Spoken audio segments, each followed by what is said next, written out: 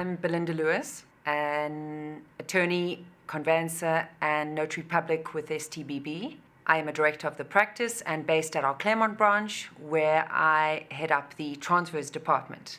Why is it that the seller has the prerogative to appoint the transferring attorney, and what's more, that it is us buyers who pay the transfer costs, yet don't enjoy that prerogative? The sale of a movable property is a large financial transaction for both seller and purchaser, and arguably one of the largest financial transactions that seller and purchaser will make in their lifetime. However, it is the seller's property that is being sold, the seller's asset, and the seller is realizing that asset and to be put in funds and be paid out the net proceeds of the transaction by a scheduled, agreed date. It is very important that the obligations flowing from the agreement of sale on the part of the purchaser are met timeously. Now, I think it's fair to say that there are more and more onerous obligations on the purchaser than on the seller in the agreement of sale. Let us consider the payment of a deposit, in most cases on the part of a purchaser, by an agreed date. The obligation to seek bond finance on the part of the purchaser and procure final bond approval if it be granted to them by a certain date, but that requires effort on the part of the purchaser and them acting hand in glove with the bank, which have certain requirements of them, or the mortgage originator attending to that process for the purchaser. Thereafter follows the requirement that the purchaser deliver guarantees timeously, acceptable to the seller's attorneys, pay costs, pay occupational rentals, sign transfer documents, etc. So there's a lot to be done on the part of the purchaser, and it is imperative that the purchaser perform those obligations timeously. And any delay or non-performance on the part of the purchaser has a direct impact on achieving the transfer date and certainly the outcome of the transaction as a whole. And any delay serves to prejudice the seller. And how so? Let us consider a seller who might have purchased another property elsewhere, which is financially linked to this sale. What about a seller who's purchased an asset in another asset class? It needn't be immovable property, it could be other property, where they have timelines to meet, deadlines for want of a better word, and they need to in turn perform elsewhere, failing which there are penalties, or they will be in breach, or they face interest payable, or even possibly losing that purchase elsewhere. And of course, that is highly prejudicial to a seller. What about needing to move funds offshore by a certain date? We all know that there is immigration at the moment, and it is, of course, important that sellers be paid out their funds if they need to take their money offshore, and to that end, there can be no delays there. We have elderly who are moving into retirement homes, and those are very hard to get into, and a waiting list, and eventually they get into them, but they need to perform by a certain date. They need to have their deposit down and their guarantees in place by a certain date, and those retirement complexes and places and schemes are very strict about that. And of course, naturally extremely stressful for the elderly should there be any delays in their transfer. And it could be funds required for medical care. There are a number of reasons why it is extremely important that the seller be put in funds timeously, the funds that flow from the sale of property transaction. and there needs to be an attorney on record for the seller, looking after the seller's interests and making sure that the obligations of and on the part of the purchaser are met timeously. In some cases, a purchaser may want an attorney to supervise the transaction for them and watchdog the transaction for them. That obviously is at an additional cost to them over and above the transfer fees payable, which is not entirely manageable for purchasers out there naturally. But having said that, the sale of a movable property is not an acrimonious, litigious transaction where each party needs to have their own attorney on record. It really isn't, and it need not be.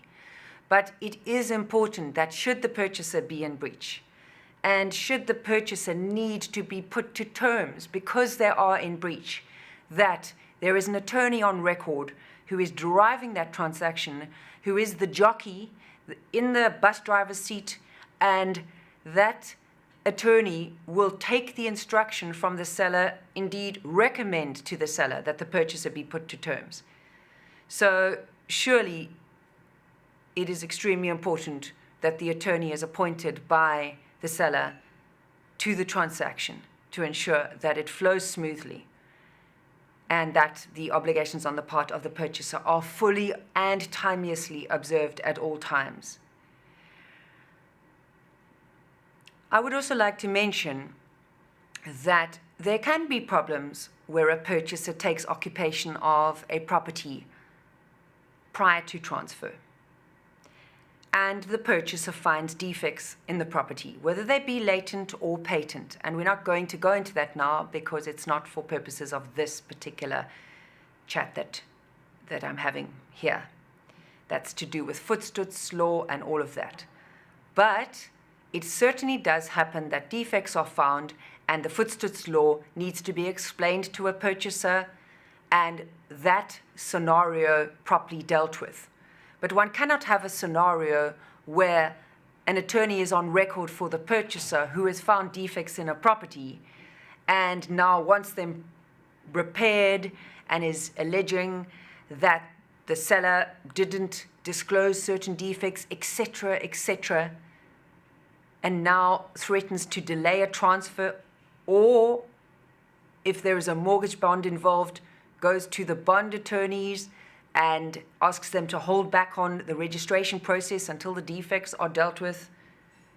We cannot have a situation where the seller is not looked after in those circumstances, and when a buyer who is not understanding the law that's applicable or accepting the law as explained to them at the time is now delaying a transfer. So an attorney on record for the seller, very, very important there. And this, I might add, is quite a regular occurrence, and possibly why it is better to have occupation on transfer of a property and deal with those defects issues after transfer. There is also one last point before I conclude. A purchaser and occupation of a property prior to transfer, quite often we have experienced, pays a significantly lower occupational rental than what his new bond installment will be. And it is more attractive to be an occupation, we have sometimes seen, than to register the new mortgage bond, which is registered with transfer, and rather continue for a while, a short while even, to pay the occupational rental, rather for cash flow purposes. But that indeed does not serve the seller, and that situation needs to be managed, and any delay on the part of the purchaser needs to be shut down immediately by the attorney acting for the seller. I would like to jump back to one last point about delays in a transfer which prejudice the seller. We must not forget that other than the prejudicial circumstances I mentioned of purchasing assets elsewhere, etc., there is, of course, the fact that a delay in transfer means that the seller continues to hold that property. A property certainly has holding costs, which are rates, services, levies, and general maintenance of a property.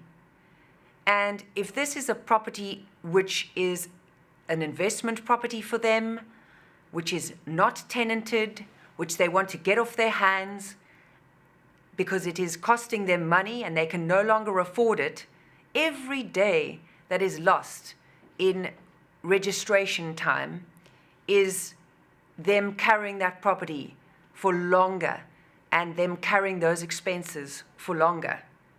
Some of those sellers are in trouble financially and cannot afford those bonds and are running behind with their bonds. And one needs to register that transfer as soon as possible without any delays. And if there are delays, they need to be overcome swiftly. The person to do that is the attorney appointed by the seller in the circumstances. And lastly, of course, if it is not the case that the seller is in financial trouble, or if they are, there is certainly, it's worth mentioning that the sooner the seller banks their net proceeds, the sooner they earn interest on a daily basis on those funds banked in respect of that property which has been sold for that fixed price with a scheduled transfer date. The sooner they realize their investment and they pay the proceeds into their bank account, the sooner they will earn interest, as also not hold those holding costs on a daily basis. So delays cost the seller money, and it is best that the seller appoints the transferring attorney to act for them in the transaction and ensure a smooth transaction and one that is registered timeously with any obstacles in the process swiftly overcome by that appointed transferring attorney. For any more information on this topic or any other topic for that matter, please contact ourselves on stbb.co.za.